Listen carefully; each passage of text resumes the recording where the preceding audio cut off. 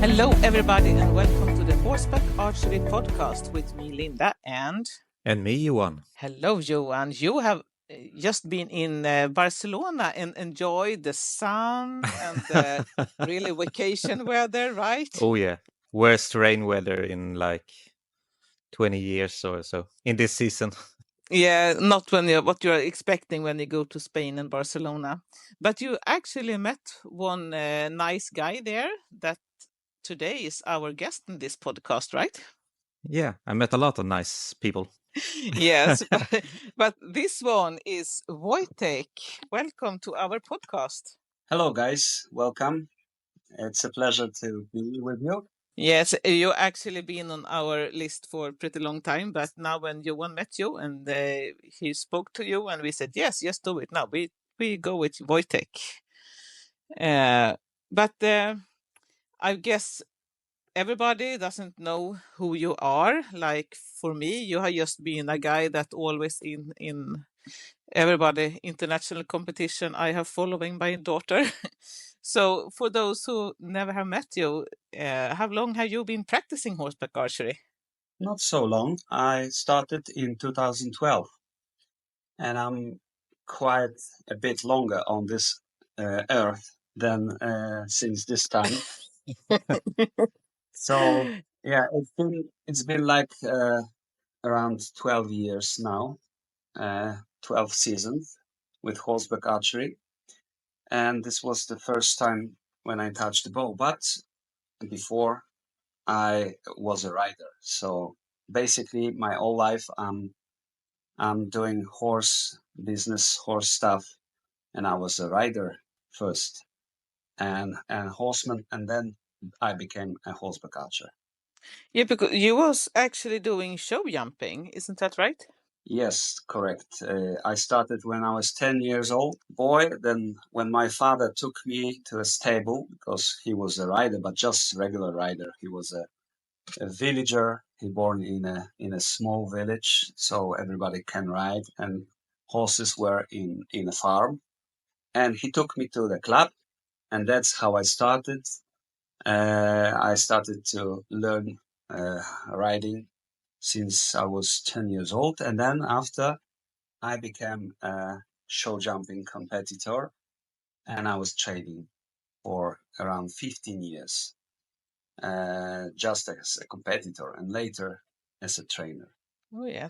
But it's a pretty long step, go from show jumping to horseback archery. Did you do archery also before you started horseback archery? No, never. You know, the only thing I did was watching Robin Hood movies and westerns. That was my favorite. When Native Americans shoot with the bow and arrows to buffaloes, and that's how I started actually before. So you were rooting for the Native Americans with bow and arrow before you were rooting for the cowboys with the guns. Yeah, yeah, that's right. You know, the beginning of my archery was totally by accident. Oh, that sounds exciting. How can it be an accident? It's because we moved from big city, and near our new place there was a wooden castle with a historical reenactment with knights, and they were doing, fighting, sword fighting, archery, but with long bows, English bows. I met some guys there because it was close. We get familiar with it because they wanted to learn how to ride horses. So they wanted to be a regular knights, and they want me to help with that. And that's why, I was walking around. I was in some historical events with them, changing my clothes, my costume, and slowly I saw how they shoot. And one day I stand next to them and I said, okay, it's nice, but it's a bit boring.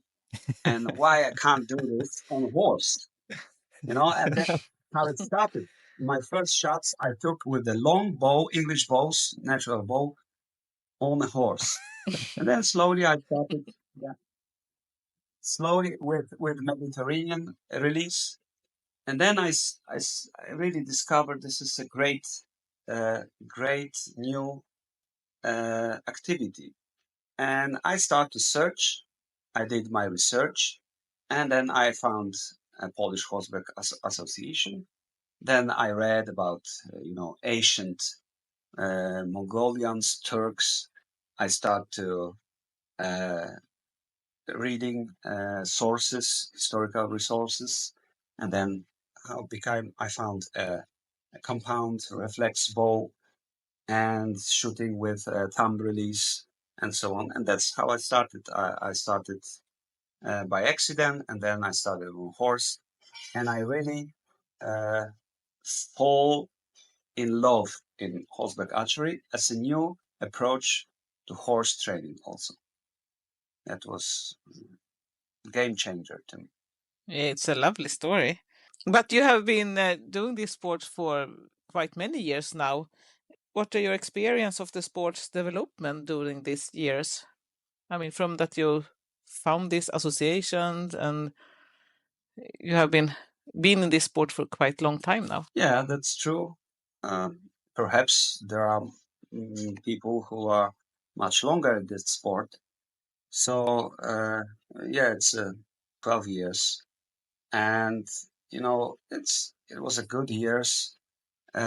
Mostly because I found out that I can ride with my horses without using any force because it's impossible, and it was a little break from the hard sport like show jumping, where you really have to have horses, very expensive horses, expensive training, and everything. So now I discovered that actually you cannot push your horse. You can do really free riding. You don't touch reins. You just flow in the air above the horse. And it was quite totally different, comparing even to my previous almost 40 years experience with horses. So yeah, and that's it. But I'm still not feeling myself as an archer on horse. I still just a rider and horseman maybe. I have my own horses, so it takes a lot of time to have them, to spend time with them. So I still struggle with some pure archery on horses. Yeah. Good to hear that you are still human. Yes.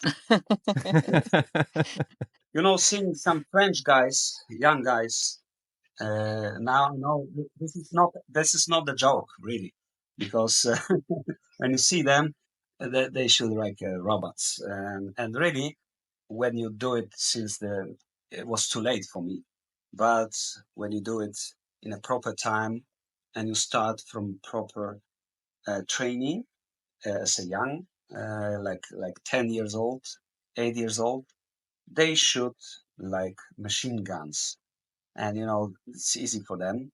It's easy, like easy riding for me when I started when I was 10. I wish I could start with horseback archery when I was 10. Maybe this day I would be able to shoot by my feet. If, who knows, like in circus. But maybe I would be bored about this. And now there is still something in front of me. So that's good part of it. Yeah, I must say it was really fascinating to see them in the competition in Barcelona. It really was another level from what I've seen before.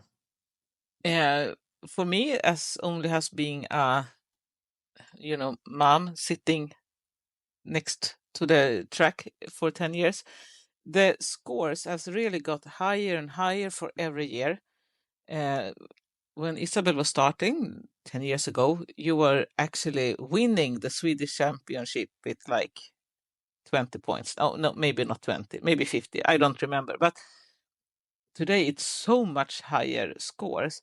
Do you think it's just the technique are better, or the speed, or was it a possibility to shoot in higher speeds? You know what I think? It's like I think every sport evaluate it this way. So 10 years, 15 years ago, we were really a Yeah. very young sport. You know, as I remember well, only Lajos Kosher, I think, started, and Hungarians mostly, like 20, 25 years ago. So it's really young sport. And, you know, at the beginning, it was easy. Like, can you remember high jump in light athletic or football or any other sport?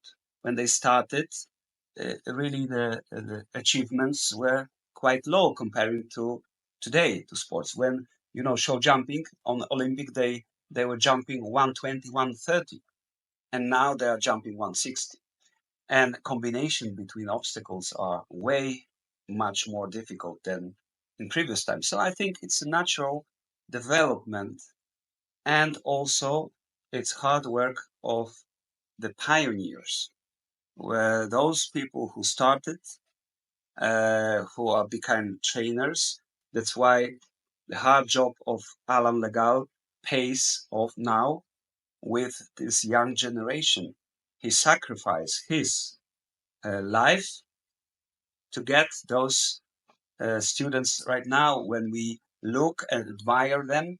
But this is hard work of trainers, and they now there are more trainers, and now new generation can start since the beginning without mistakes, without searching any new things, testing weird things. You know, they can start really proper with healthy technique, the same what's doing Christoph Nemeti, for example, with his school.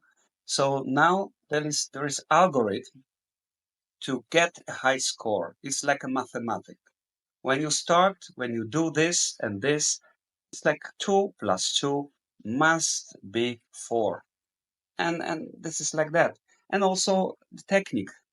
I think now there are few technical things with quivers and how you shoot, which really helps you. You know, before we were starting with a more historical outfit, historical quivers, wooden arrows. They fly a different way, and the purpose was different. Now the approach is more like a professional sport, but I think still there is place for enjoyment for people who are not so much competitive, who are don't looking at the score immediately on telephone. There is still a lot of room for many people who just love horses and archery and maybe history, because this is a great another great chapter into historical reactment. Yeah. For me, I'm kind of new to the sport still, and I really can enjoy this. Just pretty much hang out with friends and ride horses and shoot bows, get some adrenaline and have fun, and not have to be focused on the points in any way, because I pretty much see every competition like a training session where you can think back and see what can I develop or improve, but mostly just enjoy the journey. Yeah, So I completely understand it. yeah, totally. Yes. How important do you think there is the connection between the horse and the rider? Yeah, you know, that's this question you can answer both ways. No, I think the connection is important as well as disconnection from the horse. You know, I'll tell you why. Because in regular equestrian disciplines, we mostly connect with our horse, with our body, to be in a perfect balance with the horse. So we work with our hips, legs in dressage, exactly same way like horseback. So we work in a full seat. We are moving. We try to move in the same way like a horse. In horseback archery, I think it's the opposite.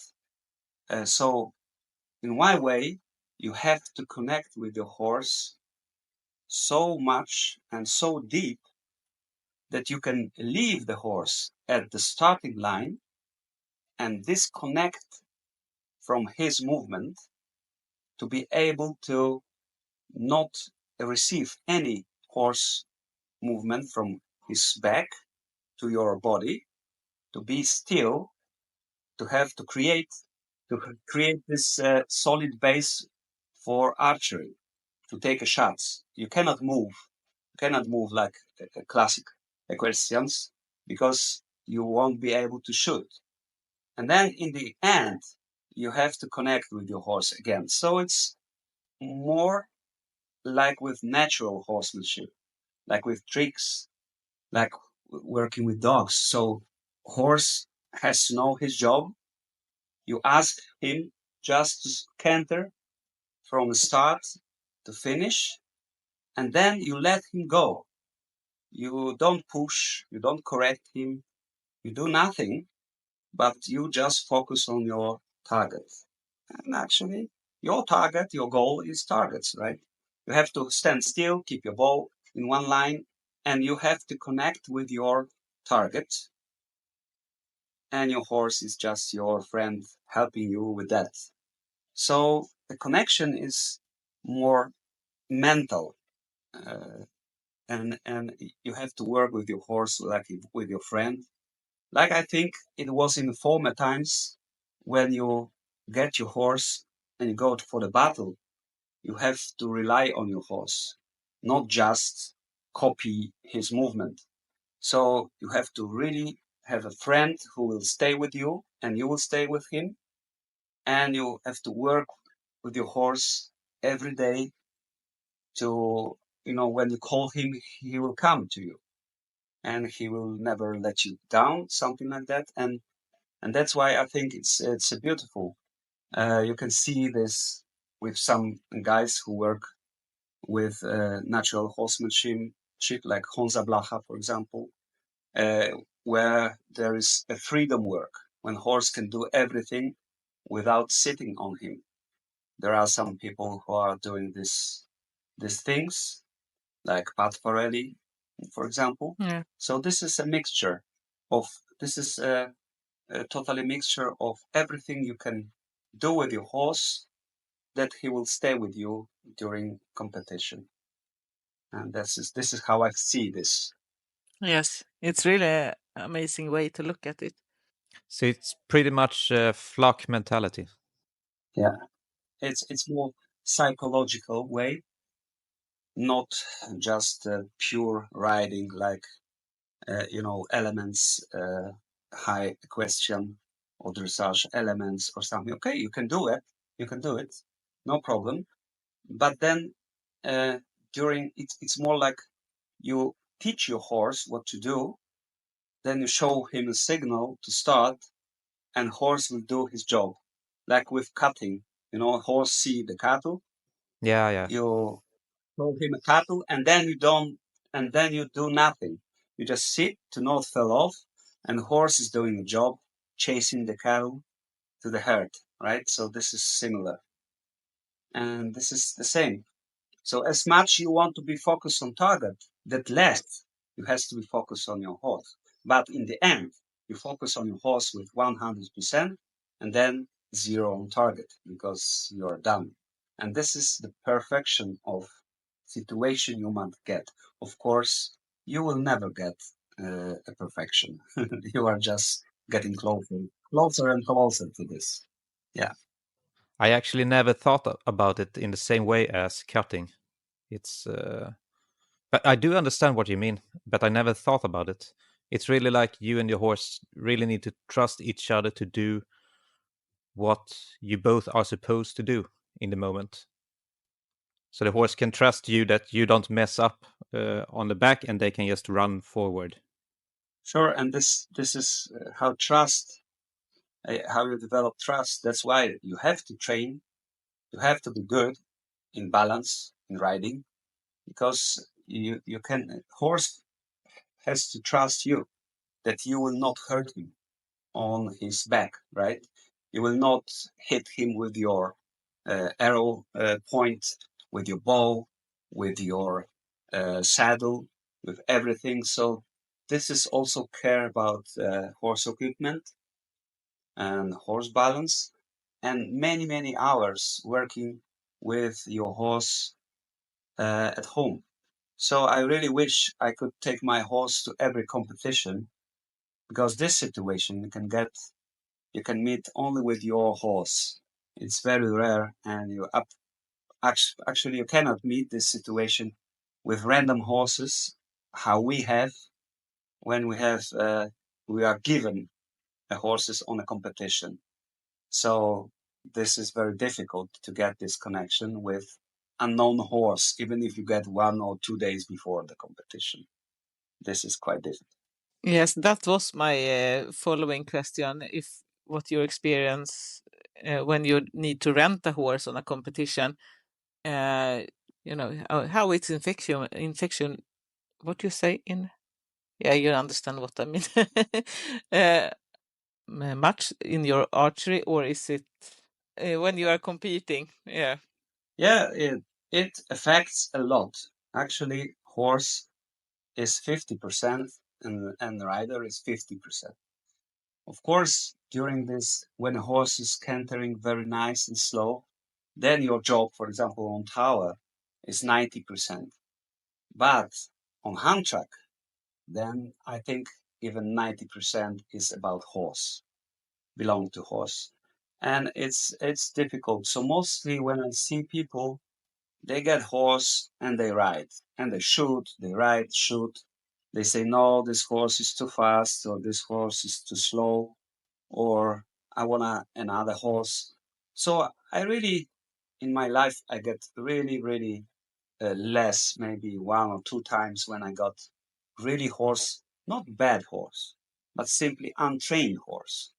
The horse was not ready for horseback archery. So we just removed the horse, and the horse needs just more work, more training, nothing else. But it's really that I get really wrong horse for archery. Mostly I try to walk with my horse, do some exercises, become a little bit friend with him before competition. So not the training, not pushing him, because like you meet a new person, for example, you walk in a town or in a park, in Stockholm, I don't know, and then you met a new person. You cannot just, push the person, smart, go left, go right, go forward, slower, faster, right? You try to become humble and try to become a friend. Okay, ask how person feels right now, what he or she wants to do, and the same with the horse. You need to discover what horse needs first, and how to assure him that you will do your best to not hurt him. This is the most important. Not many people thinks about that. And how you want to rule a horse, how on a competition. Well, for example, horse weight it's 500 kilos of muscles, and your is like 80, right? And horse is faster than you. He can hear better than you, see better than you, and you smell bad to the horse, right? So how can you rule such a big, fast creature with your body, your tools, right? And this to discover how, this is a quite long process. This is how I see this. Yeah, it's a really good side of it, because I have been working with training animals for movies for 20 years. And when I go with my big horse to a movie set, his weight is 945 kilos. He's a big one. He's a shyer horse.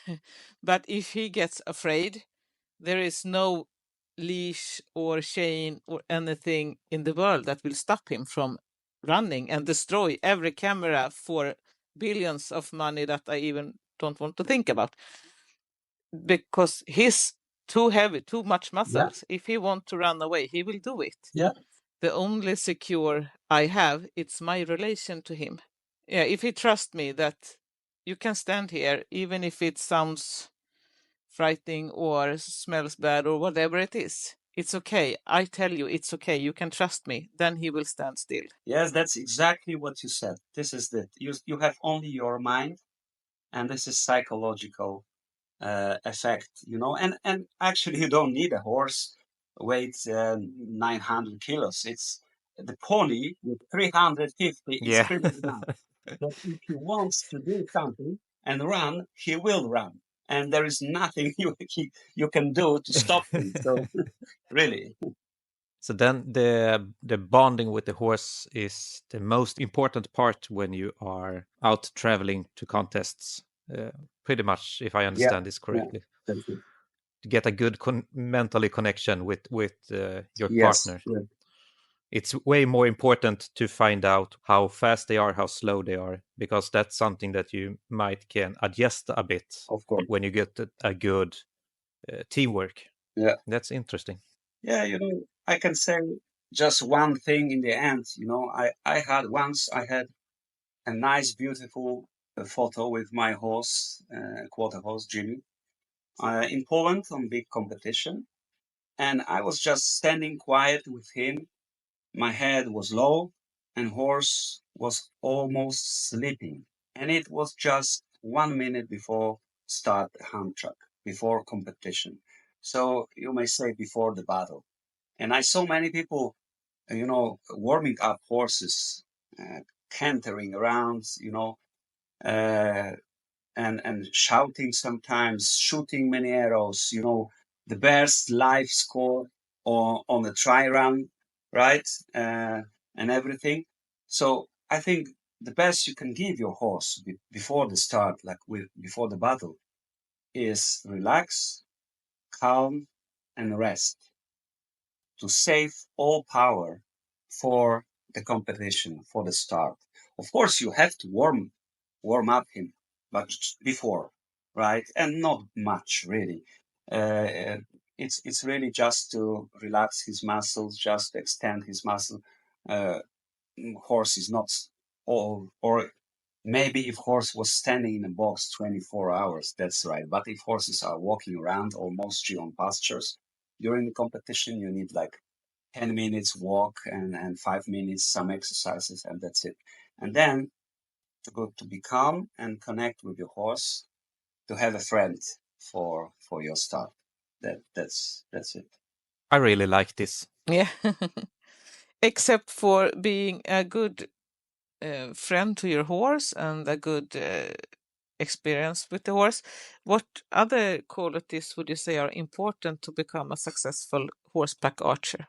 Okay, let's say because I was also doing some sports, so like we want from a horse some qualities.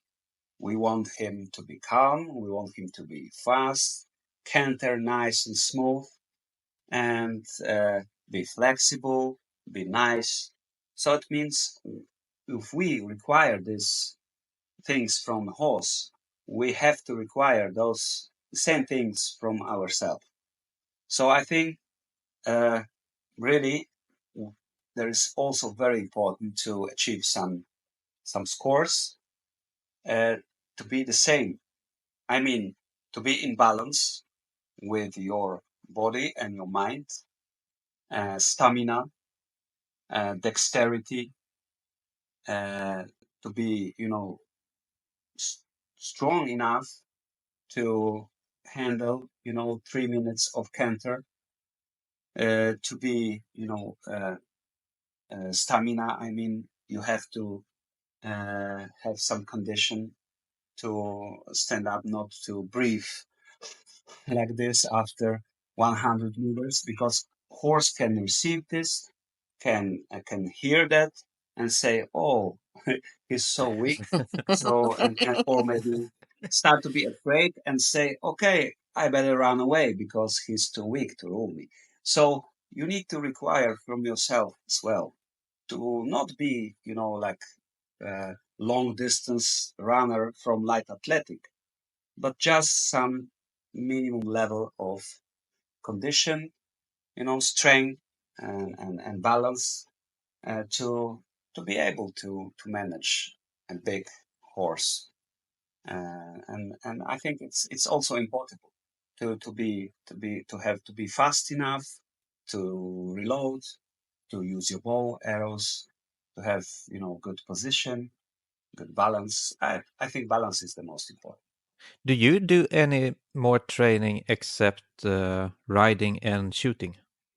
Yeah, I ride bicycle and play some video games with my son. To have a farm, to have horses, and you know how much the riding part takes and how much working part too, right? Yeah, So Yeah. I think it's enough, and I don't need any extra yeah, yeah. stuff because what I have only horses. I don't work in office or anywhere. I get up morning every day, even today, around between 5 and 6 o'clock in the morning. But I go sleep around 10 o'clock, no later. So, and don't do anything else. But before I was, doing light athletic, running. I like swimming, maybe bicycle. Many times when you come to my place or some other people who knows me, they know that during competition or clinics, I ride bicycle around my farm to get faster from one point to another, to say something, to manage things, and so on. So I try to keep my condition in the right place. But you don't do anything like yoga or tai chi or something like that? Not quite, not quite. I love skiing. I love skiing. I don't have much time for that, but this year I was once just. But before I was doing a skiing. I know you are from Sweden, so you know how to ski, probably. So this is my passion. And if I would have time and money, I would spend minimum 1 or 2 months during the winter in mountains. This is what I like. But that is actually smart that you use time that you have in your daily life with bicycle instead of walking, or pick up the phone and call them to give them your message. That what you say, you use your daily time to get some exercise also. I think it's really smart, and I think it's give you really much more than maybe people think, because you do it. If you put all the time together, you probably bicycle a lot. Or just walking, to get to my horses, I have to go 300 meters this way, 300 meters that way, and sometimes half a day, or go to forest, something like this. So it takes quite a lot of steps. Yes. Is there any type of equipment or mindset that you consider extra important for the safety and comfort of both the rider and the horse? For sure, uh, every equipment need to be used in purpose. So, in my opinion, regular English saddles are for regular English riding, not for horseback archery. So you need to adjust your mostly stirrup position, and you have to pick a right saddle, which, in my opinion, is the universal shape coming from really early ages. It's a Mongolian type of saddle or McClellan saddle. I mean, high front, high back, deep middle, and stirrups in the middle. And you have to be sure that your saddle fits your horse, not pierce him, to not hurt him, because sometimes you don't know why horse is speeding up. And he's speeding up because he's running out from pain. And this is what horses can do. He don't realize what is this, and he's just running away, and that's why he's running straight forward. So I think this you have to have really good. Also, a reins, you can adjust your reins to be able to steer your horse and feel safe. to stop him, to grab your reins properly. So there are some tips that you can put on your reins and to adjust this, to not have this, floating around long reins where horse can step while cantering. Yeah. And that's it. I think safety, there is nothing really. What makes you safety is a trained horse and good riding. Yeah. And that's it. This is most what brings you to safety. Not a helmet, not a, I don't know, body protection or boots or anything else. This is just an illusion a little bit that you feel mentally a little more safe. But what I said is true, that you can be safe if you train your horse well, if he's a trusty horse and you are a rider, good rider in balance. This is the most safe situation you can get. Do you mainly have your training at the farm or at your place, or do you traveling a lot to keep lessons for and training for other people? You're mainly at my home. I used to travel more before, but slowly and slowly I rather stay at my place and I provide trainings and workshop and clinics at my place. Yeah. We have a nice place with tracks, with land, so we can go to the forest for training. We can train on 3 tracks or build any new tracks. I can move my horses, so I have a big pasture. We have 15 hectares our land plus 2 hectares of forest. And I wish, at my home I know everything. I know my horses, but sometimes I still save time to go to important clinics or during the competition I provide clinics. So one of this is in my must go is France. When I really love this place in Gosho at Alan's Legal place and his family. Yeah. So this is a good place. And sometimes people ask me to go for some place to clinic. I was in Sweden maybe 4 or 5 times for clinics. But slowly, I rather want to provide at my place. This is my goal, to stay at home and train and go for competition for my enjoyment somewhere else. Yeah. How is it when you have clinics? Do you normally make sure that your students are the same experience level for every time, or it doesn't really matter? No, it does matter a lot, but it's very difficult when people sign up for the clinic. It's very difficult to get equal group. So there will be always somebody who rides better or less experienced.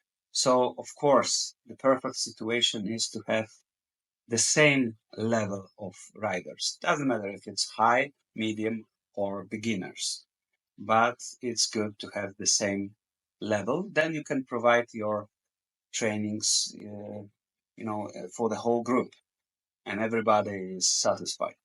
But it's difficult. Like I said, many people are signing, and you don't know what kind of level. You cannot, divide them for I don't know, 3 groups.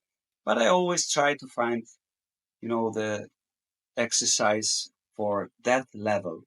So I try to manage exercises to not be too easy and not be too difficult, because it's not good. So to have some challenge and to be satisfied that in the end you always achieve some goals I set in front of group of students. So it's good feeling that in the end of the day you can do what I was asking you for the whole day. And it's my responsibility to pick the right level to get satisfaction in the end. So for somebody like Johan, we spoke at the beginning, it's not always the points the most important, because if you're good, sooner or later there will be always somebody better than you. Even there are people even better than Bruce Lee. So for sure there will be. So you are at some point in universe, and the same here. So for somebody, it's better to achieve 20 points in the end of the day, and for somebody, it's 120. But the enjoyment is the same. The joy, the travel is the same. Because I remember myself at the beginning, I was happy with 50 points. Now, of course, it's disaster for me. But still, I know that one day I can be better or worse, but the satisfaction is the same, even less now. So I was more satisfied at the beginning when I took whatever I could, and I was happy whatever a result I get. And slowly, when you become better and better, you are really angry when you hit less, like 5 points less. But you shouldn't, because then it's a trap. Because if you shoot 120, there is always 150. If you shoot 150, you are not enjoy this, and there is 200, 300, and so on. But the level of this, it's like you put sugar to your coffee. You can put more and more and more, and you will not feel any better with that. So this is what I think. So really, I think like martial arts, you can get some level, you are happy with this, and that's the most important, to be happy, and to be just, maybe you think, to be better a little bit than you was yesterday. So couple of points better. That's it. Not be better from the best French guys, because it's impossible right now. Okay, in 10 years it can be, but not immediate. But just be better than you was yesterday. That's it. I think this is a really good feeling. Yes. The hand track, I remember when Isabel was start, it was actually named the Polish hand track. So I guess it's a track from your country, and was you one of the guy that created it, or can you please tell us a bit about the hand track? Hand track, yeah, it's my favorite. That's what I can tell you. Yeah. I can tell you that information I got just when I started with the sport. When it comes to hand track, Wojtek is number one. Yeah. Not anymore, maybe, but still, I feel, that I can get some of these best guys, not only from France. There are many others in Netherlands, like Simbading, and in like Jacques from South Africa, and many others. I can't even mention them, but in tower, in raid, it's really difficult, especially in tower. But I still have this feeling that I can get closer to them in hand track still, because it's my favorite, and the other skills does matter. It's not just accuracy to the target. But coming back to your question, the hand track was the battle style. So they do hand track in 13th century even, right? Mongols attacking other tribes in steppes in Asia. And I remember a nice hand track in Sweden, made by Mats Voxmark. Yeah. It was a midsummer festival, a beautiful hand track in a forest, really nice. And I know people, they were riding hand tracks. I mean, non-linear tracks with some targets, many targets in different positions. But in Poland, before, I think, EOHA, it was Open European Championships in 2011, that was a Polish guy named Michał Hoczaj. He just collected all these tracks, and he put some frames on it. He put some first rules to the hand track, like the long shot has to be some minimum distance from the track, like some targets left and right side, offsides. So he put some rules on it, and it was first time played according to the rules, as far as I know, during this European Championships, Open Championships in Poland in 2011. And that's how it started. But then many people joined to this idea. I joined also, and we developed some rules. We established some rules. I was working also with Michał and with some others to put better rules, to not have just wild action with a horse outside, and to be comparable more to other styles. So that's how it started. So, and then we start to call it Polish style because we feel we were first to collect the rules for this riding outside in the forest with the horse, and that's how it started. But then later, it became international style. It was a part of horseback archery eventing when we do mostly right now. So it became as an equal style to the raid. Firstly, it was Korean style, and to the tower. And firstly, it was the original. I think everybody knows the name. It became from the former of this style. It was Lajos Kossuth, and it was Kasai style, Yeah. and many, or Hungarian style. Because I don't mind the origin. Really, many Hungarians I know they also ride this style.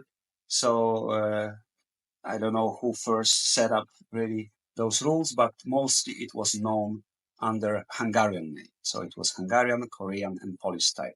But when they became style international styles, the decision was to abandon the national names, how to say, and that's why it became international names like Hunt Track and also the Tower and Raid.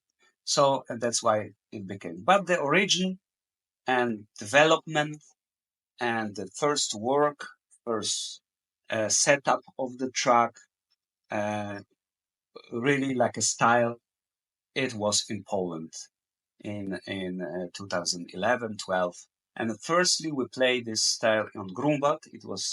It's a big competition organized in Poland, and we always play this style, you know. And I remember in many countries they were playing just straight track, raid, or tower, but we did many hand tracks in Poland, and that's why it is. But we of course we didn't invent a wheel again. Yeah.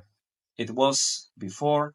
We just put all together, all rules together, and named this as a sport or a horseback archery style, something like that.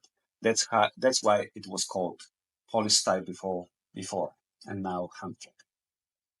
Ah, interesting. Then they had the hunt track before you started with the sport, so you had nothing to do with it in the beginning.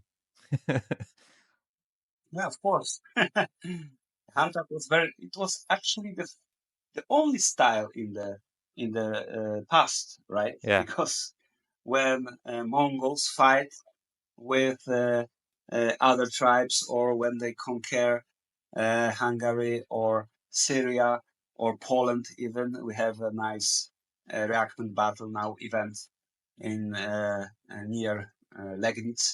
Yeah. So they were not having straight line targets on a perfect spots, right? They were riding like this, you know, right and left. They steer a horse and they have to kill enemies in a different positions, on a different speed, and that was a hand track, right? That was the first hand track, actually. Yeah. What do you see as the biggest challenge with the hunt track? All right, so yeah, I think the hand track is the final test of what we were talking before. So it's the final test of connection with the horse. It's the final test of friendship with the horse, or to be calm and to use all your skills And the biggest challenge is when you have just a straight track and you just lose the reins at the beginning and you shoot to the side, and horse is cantering between two fences, and actually there is no room or no other direction that horse can go. And if you train like this, you become, sooner or later, you become nothing more just a passenger on a horse, like in a train.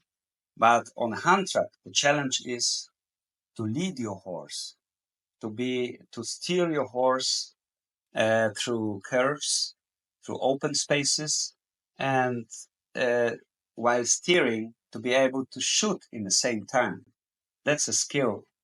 To don't lose your reins, to have a connection, or don't use your seat or balance, and to be able to load your arrow and shoot to the target. And don't lose this connection totally like on a straight track, like I was, but you need to really understand this well. What means losing connection? It means just losing those bumps from the horse spine, which affects instability in your core. So you have to use your legs like shock absorption, that no move comes higher than from your hips to your hips, and your shoulders are stand still. And during this action, you can take shots, but also you have to lead your horse on a hand track, which you don't have to do actually on the straight track. So this is it's difficult. Maybe I cannot express this so well. So only you can feel it when you really train live. Then you can get this impression. It's very hard to tell this during the conversation. You must feel it. But the challenge is to really have a great journey during the hand track, and to forget about the word. This is the challenge: to forget to check your score. And to me, it was really great. Many times, I think there is the biggest and the longest hand track is in France during Gauchot, and the great feeling that you ride like 5-6 minutes. And during landscape, you have jumps, you have to prepare next target, next arrow, and steer your horse. Sometimes you have to really stop your horse, start again, manage your reins. Many things can happen, and this is really a great experience on the hand track that you really can never meet on the straight 100 meters tracks. Yes, really. How do you look at this sport's future? The development of the equipment. I mean, you changed equipment pretty new in time, I think. You started to back weaver for like a year ago or maybe more. I don't know, but it's still it's all the time um, development in both equipment and techniques, and but also, I mean, can this sport be a part of Olympia Games? So, some thoughts from you about the future for this sport? I think there is always uh, there are some developments you can make some adjustments, and to me is not to be faster, like to make faster moves, or go faster on a horse or shoot faster. Now I think the future is, and that one will be really will score high, who can reload fast and shoot without mistakes. These two things. So the reloading phase has to be very quick to save time for a smooth draw and to get accuracy, and then again reloading. So when we lose a lot of time for reloading, then actually, because during this phase, nothing is happening. This phase is just to get another arrow on your string and to take another shot, next shot. So actually, to make this phase as quick as possible, that's a clue to be effective. Because actually the shot should be slow and accurate, but the rest should be as fast as possible to be able to take next shot. So I think the future to me is flying quiver and Slavic draw. This is what I see. But of course, I might be wrong, and maybe somebody else will figure it out, the other effective techniques. But I think like the other sports, right? We were in high jump, they jump like through the stomach, and now somebody discovered through the back, right? Or with discus, like athletic. On many sports, they changed the technique to be more effective. I know, to jump higher, to shoot longer, to push something longer, or to run faster. But here, I think thanks to Mihai Kozmei, he developed the technique. He minimalize every movement what happened before two shots. So you don't need to drop your hand, take the arrow from some quiver or some place which is not on the line of the shot. So he developed the really minimum moves to take a shot. So when you move your hand back after release, then it's good to have your arrows very close to your hand. That's why now I see and I observe this. When I started, nobody was shooting with the back quiver in 2012. And I was one of the first who started in Poland with front quiver, with sword quiver. And many was shooting with traditional Turkish quiver, on the right side, with feathers back. And now I see more and more people shots from the flying quiver, from the back quiver. And this is very effective. And I presume sooner or later, almost 90% will be shooting this style. But in a hand track, you still use another quiver because you need more arrows to get with you on the track. You need minimum 30 arrows. 30 arrows, and then on back quiver is maybe possible, but it's not effective to put there more than 10 arrows, maybe 14. So you still need another quivers. But I think this, and of course still shooting from hand is effective. Still, but I think this Slavic is the really, from a biomechanical way, is the most effective style to get. But of course, quiver will not shoot itself by itself, and you have to practice, you have to train to master all movements and master the training to be good archer, even with this technique. So I think the future is going in this direction. But I don't know, maybe in 5 years, somebody else will figure it out, something better. We'll see. So pretty much fast reload, so you can take the time to really focus on getting good placement with the arrow in the target. Yeah, that's right. That's right. Because you don't need to reload long, right? Many people shoot fast, but reload slow. They struggle with knocking. They cannot knock the arrow on the string. Everybody knows this picture, right? When you hit the string 5 times before you knock the arrow, and you take those bloody shots in the end. But actually, the reloading phase as quick as possible. That's the clue. That's a key to success. And then save time for nice and slow aiming and smooth release and accurate shot. This is what you can get. Yeah.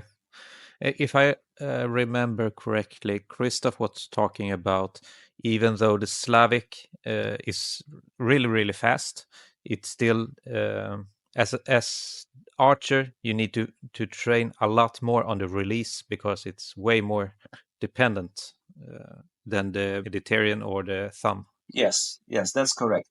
Every technique is, there are advantages and disadvantages of every technique, right? In every sport. Uh, and here I think the most weak uh, point for Slavic draw is the release with three bottom fingers. This is what you really have to train a lot. And still, I've changed my style since 2 years, but I'm still much better, much accurate with thumb release. And I can still shoot thumb because I was shooting 10 years with thumb. But this release is much more clean, the cleanest, I think, than the three fingers. I mean, the fingers are the same, but the point is that arrow is laying on the left side of your bow, and you don't press the shaft against the grip. But in Slavic draw, you put the arrow shaft on the same side of the bow as thumb technique, and you control your arrow, but then you press arrow to the grip of your bow. And if the pressure is too much, too high, then arrow flies in a really weird style and way. And also the release with those fingers is something that you really need to work hard to be good with this. So yeah, but like I said, so the reloading is very quick, the knocking on the string very quick, but then you struggle with something else. So nothing is perfect. Yeah. Everything need their work. Do you have any tips for the beginners? Yeah, sure. Come to my place. I like your tip. What I can give a tip, really to join to the live trainings. So of course it was a joke. You can go whenever you want and to whoever you find a good trainer. But really, I think now you can find almost everything online on Facebook, whatever. Many lessons are now released, and I think it's good for in some way. But this is just like a supplement. You can just have a taste of it. You can see like advertisement of a nice beer, but you cannot taste it really. And really, so the tip for beginners is go for trainings, train, and feel the spirit of horseback archery. This is a tip I can give. It's a really good tip. And it's pretty much what a lot of people are talking about. Try it out and find a trainer to help you in the beginning. Yeah, that's right. One of our Swedish guests, he said, "Just do it." It was his best tip. Just do it. Yeah, no, especially in these times when really young people they might think they can get everything from internet online. And I'm quite shocked because I belong to the previous generation, previous age, and there was no internet, no phones, no mobiles, and so on. Of course, I know that the world is rolling forward and you can't stop that. But I still believe there are some things you can do only live, like with horses. And when I observed those courses online, you'll become a rider in a weekend or something like that, then I'm shocked with this, because this is actually what can ruin your connection with the horse. Yeah. But it is like it is. I think there is still enough wise people who can recognize that, and they will join for live trainings and for the real life, the real thing they can get from trainers or from their own horses. Yeah, I think it's really important with supervision from experienced trainer who can help you in the beginning to get on the right track from the start, so you don't have to do so much rework along the way. Yes, of course. Yeah.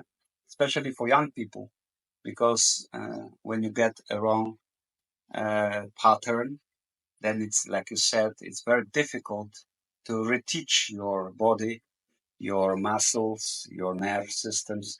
And this is luxury which I didn't get, because I was one of the first doing this. And when I started, it was not much trainers, and I mostly did by myself many things. And I was just lucky that I was a rider before, but I I I made so many mistakes that I really can't now reteach. I know how to teach, but in paradoxal, I cannot teach myself so good. So yeah, this is how it is. But like you said, it's important to now, especially for young people, to have a good educated trainer. Yeah, really. Do you have any great memory from this sport? Yeah, of course. I have many. One of my great memories was actually in Sweden Oh, yeah. when I was at this midsummer festival, and we were shooting at the beach on the lake at the midnight, really, at the 12 p.m., and it was still light enough to run, to shoot some arrows. But and this is beautiful, because after that we went to sleep, and I fall in sleep, and then I wake up, and I saw, oh, it's the sun shining, nice. I slept a whole night. It's good. I feel a little tired. I don't know what was that. And then I look at my watch, and I was sleeping like 2 hours, and it was sun again. And then on that competition in Sweden, after 3 days, my eyes were red, like in the rabbit, and I was shaking a little bit like this. So it was one of the. So I admire people living, behind the North Pole in Norwegian, or very north in Sweden, when it's dark, and I can't imagine how it's dark in the winter, almost a whole day. So that was one of my great experience. But I had many, in some countries, in Korea, on world championships, in Jordan, and whenever I was traveling, I met only a great people, despite of politics and everything. I was in Iran, I was in Jordan, in many countries. I met many people from from all nations, and we all think the same. Really, we just wanted to shoot, and that was beautiful in horseback archery. And this is what I want to avoid, or to not mix up this with politics, with what's happening now in the world, because then we will lose. So we still have to keep friends, and don't be weak enough to have, uh, to disconnect from the friendship. And I know sometimes now it's happening. I know Swedish uh, team is not coming to World Championships to United States, which I'm really sad about that, because we have to think that if we will give up for going somewhere to meet our friends and horses, then actually we will lose. And this is, but I believe, I hope the time will change and we'll meet each other in big competitions again. Yeah, it's not up to what you say. It's not our personal decision. It's our foundation that say that we are not allowed to go in the World Championship. But I totally understand what you mean. That it's we forget to just we need this fun. We need this love between each other, this friendship. We need this joy. We need this great Community. things in life. Yeah, community. We need these great things in life. So I totally understand what you mean. But I also agree that this is just now. It will be better. Yeah, It will change. Nothing is forever. This situation in the world will change. We just need to hang up there. I hope so. I try to avoid, of course, politics will touch us, but I try to avoid. Look, why everybody has to deal with politics? The politics should stay politics, like a doctor. A doctor, dentist should be a dentist. I'm a horseman, and I don't force everybody to be a horseman, right? So let politics be politics, and I just want to be a horseman. Why I cannot go somewhere because some from other countries come and then I cannot. I know, of course, the details of the decision for Swedish team, but I'm sad about this anyway because it shouldn't be like that. I know many people and I have friends in Russia, in Ukraine, everywhere. And like I said, I met everywhere amazing people. And really, sometimes I wish that politics will vanish totally from the world, Yeah. which is impossible. Yeah. But this I want to avoid. I would like to stay. The best to me would be just sit on a horse and just journey. The journey does matter, not the end, the goal, but just the journey. To just ride and don't think about anything, and I don't know, watch the sky and feel the world. That's the most important. Yeah, and I think the original thought with all the sports was to use sport to compete against each other instead of war. Of course. So the sport are supposed to be completely without politics from the origin. I completely agree with you. Yeah. I have a first question. You always, when I am about to end up this podcast, you say, "Oh no, just one more question." So please tell me your question before I end up this podcast episode. No, I actually don't have one. What? No. Wojtek was that good that you even don't have any more questions. That is really amazing. Well done, Wojtek. I've been throwing out some questions along the way instead this time. And it was really informative and very interesting, all of it. Thank you so much. I got a real, how do you say, a lot to think about when it comes to the connection with the horse. Thank you. It was a pleasure. We just want to give you a huge thank you for being with us in this episode, that you wanted to join us as a guest, and it has been a really informative and amazing episode. So a really big thank you. Yeah, I really hope this mindset with the working with the horses will spread out to people. I really liked it. Thank you so much, and I appreciate that a lot. Thank you for your invitation, and I hope to meet you in life, guys. Maybe one day I will come again to Sweden, or you are welcome to Poland also, or we will meet somewhere in the world or Europe on some competitions, like in Barcelona, but in a better weather.